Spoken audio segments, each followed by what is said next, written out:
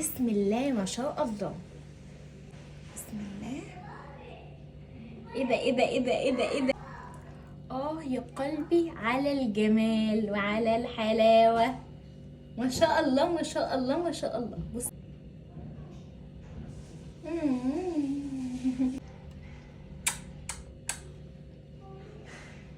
تحفة. ما تنسونيش في الشير واللايك والفولو. هنعمل بقى النهارده اسهل اكله بالنسبه لي. انا بالنسبه لي الاكله طالما ما تحطش فيها توم وبصل يبقى الاكله دي 100 100. يبقى هنعمل ايه؟ هنعمل بيتزا. يلا بينا. اول حاجه انا معايا كوبايتين ونص دقيق. كوبايتين ونص دقيق. دقيق يا ريت يكون دقيق مخبوزات عشان ده بيساعد على ان العجينه بتاعتي تبقى قطره وتبقى سهله معايا وانا بشكل.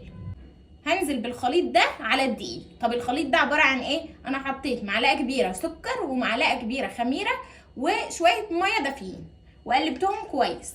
انتوا الخميره بتاعتكم مش متاكدين منها هتستنوا لما تخمر. طب انا الخميره بتاعتي متاكده منها فانا هنزل، بس انا دوبت السكر، يعني انا عملت كل الخطوه دي عشان السكر يدوب.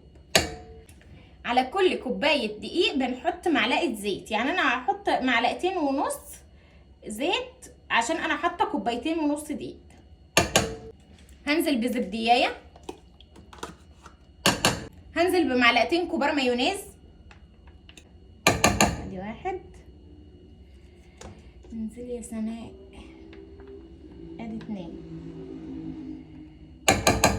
هشغل بقى وهضيف الميه واحده واحده، ميه دافيه فتره اللي هي زي دمعه العين كده، هضيفها واحده واحده لحد ما العجينه بتاعتي تتلم.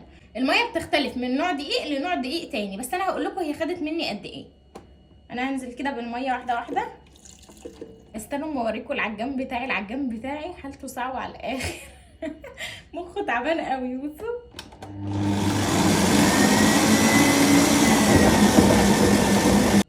لازم اوطيه كده عشان هو بقى بيشتغل وبيتحرك في كل حته، وقبل كده جايباه من على الارض وايه شغل عالي. هسيبها بقى تتعجن 5 دقايق وبعدين اوريكم القوام بتاعها.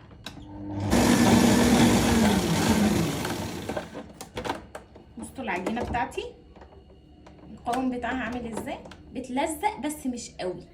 يعني ايه؟ يعني اهي. انا هعمل ايه بقى فيها؟ هغطيها بكيس كده. بسم الله. هجيب فوطه نظيفه وهغطيها كده واسيبها بقى على جنب نص ساعه تخمر براحتها. اول لما تبدا تخمر بقى ايه نشتغل فيها. نسيت اقول لكم العجينه بتاعتي خدت بالظبط كوبايه الا ربع ميه، يعني كوبايتين ونص دقيق خدوا كوبايه الا ربع ميه، وكل دقيق بيختلف من دقيق للتاني عشان ما حدش يقول لي لا ده انا حطيت كوبايه الا ربع ميه وما كفاش، او حد يقول لي لا ده كان كتير.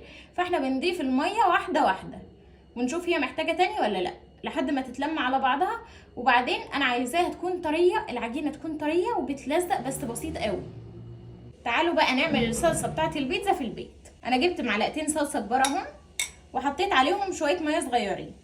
هنزل بالبهارات بتاعتي، رشه توم باودر، رشه بصل باودر، رشه ملح، رشه فلفل اسود، ومعلقه صغيره من الزعتر.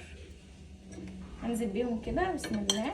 حطيت عليهم شويه ميه، لو القوام تقيل قوي معاكم ضيفوا شويه ميه، بس القوام بتاعي حلو يعني مش محتاج كده. كويس. يلا بينا. الفرشه دي انا سرقاها بصراحه. الفرشه دي مش بتاعتي، الفرشه دي بتاعت حماتي وانا سرقتها علشان انا الفرشه بتاعتي ضاعت، فانا اعتبرت ان دي بتاعتي خلاص، مش لسه هنزل اشتريها. الخميره بتاعتي بقت مزه، خمرت وكبرت وبقت عسل. هنحط شويه زيت حلوين كده، يعني نقطتين بس. ايوه كده كده كده كده كده. انا هعملها على فكره محشيه اطراف. شفتوا العجينه بتتفرد معايا بكل سهوله ازاي؟ عالسهوله.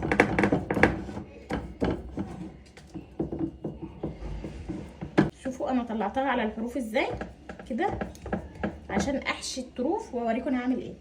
دي جبنه موتزاريلا. بصوا انا هوريكم الجبنه الموتزاريلا عشان انا زهقت. الجبنه الموتزاريلا اللي انا بستعملها عشان انا بجد كل المسجات اللي عندي نوع الجبنه الموتزاريلا، مع اني عملت فيديو عليه وبرده مفيش فايده. استنوا بقى. هي دي، هو ده الكيس اللي انا باخده. خدوا سكرين شوت وروحوا اي هايبر ماركت وهاتوه. الحمض، بس الحمض الطبيعي بدون زيوت نباتيه، لبن طبيعي 100%. هحط بقى كده في الطروف. بسم الله. هنجيب الطرف ده بقى ونعمله كده، ندخله جوه كده.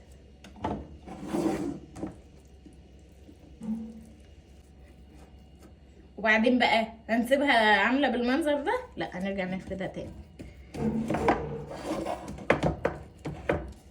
الصلصه اللي احنا عاملينها كده، واديله ادي اديله ادي اديله ادي. الاكل ده بالنسبه لي لغه الحب، اللي هو حبيبي ايه ده، انت لازم تاكل، انت اكيد جعان. بعمل الطروف كده عشان ما تبقاش لونها وحش، عشان تبقى لونها واخده لون حلو من الصلصه. اديني في الموتزاريلا بقى. ده بقى ايه؟ ده ستريبس محمراه كده ومقطعاه قطع. هنزل بيه كده، يلا كله. ده سوسيس فراخ انا مشوحاه مع شويه زيت وملح وفلفل اسود. هنزل بيه كده. انزل بقى بالطماطم، طماطم مقطعه قطع صغيره خالص عشان اخبيها من يزن ابني، علشان هو لو شافها مش هياكلها.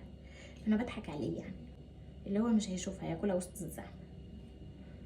طبعا انا بقعد اقول كده وفي الاخر بيطلعها لي من بقه ويقوم تففها لي ويقول لي ياوي. وبرده بعمل نفس الحركه، يعني مش عارفه الغباء مني ولا منه ولا بس هو في غباء في الموضوع بس مش عارفه منين بالظبط. هنحط زيتون، بحبه قوي. حادق. دي جبنه رومي متقطعه، بس انا هقطعها اكتر كده. ههرسها كده، مش هحط منها كتير عشان هي حادقه وكمان بتحدق قوي. فالجبنه الرومي ما تحطش منها كتير، بس هي لما بتتحط بتدي تيست حلو، وخصوصا مع الزيتون والطماطم. اللي يعمل البيتزا على طريقتي يبعت لي، يصور لي ويبعت لي. دي بقى جبنه ميكس، اللي هي شيدر على موتزاريلا كده يعني. هنزل بيها بقى كده. بسم الله. احط بقيه الجبنه الموتزاريلا دي بقى كده. هي بيتحط لها جبنه كتير عشان تشد وتمط وتلط الحركات دي. خلصنا البيتزا اهي. هدخلها الفرن. طريقه التسويه بتاعتي ان انا هحطها، هشغل الفرن من تحت الاول، وبعدين هحطها تحت. اول لما هتستوي من تحت هختبرها بالشوكه كده، الاقيها استوت واتلمت كده وبقى خدت لون ذهبي حلو. هقوم رافعاها على الرف اللي في النص تحت الشوايه، واسيبها تاخد وش بقى والجبن تسيح مع بعضها كده. دي اكله مش اقتصاديه عشان انا حاطه فيها نص طن جبنه، فدي اكله لا تمت الاقتصاديه باي صله، عشان نكون متفقين مع بعضنا. بس عشان لما اقول لكم اقتصاديه تصدقوني، ولما اقول لكم مش اقتصاديه تصدقوني. انا ما كذبتش عليكم. هسويها ونشوف في الفاينل.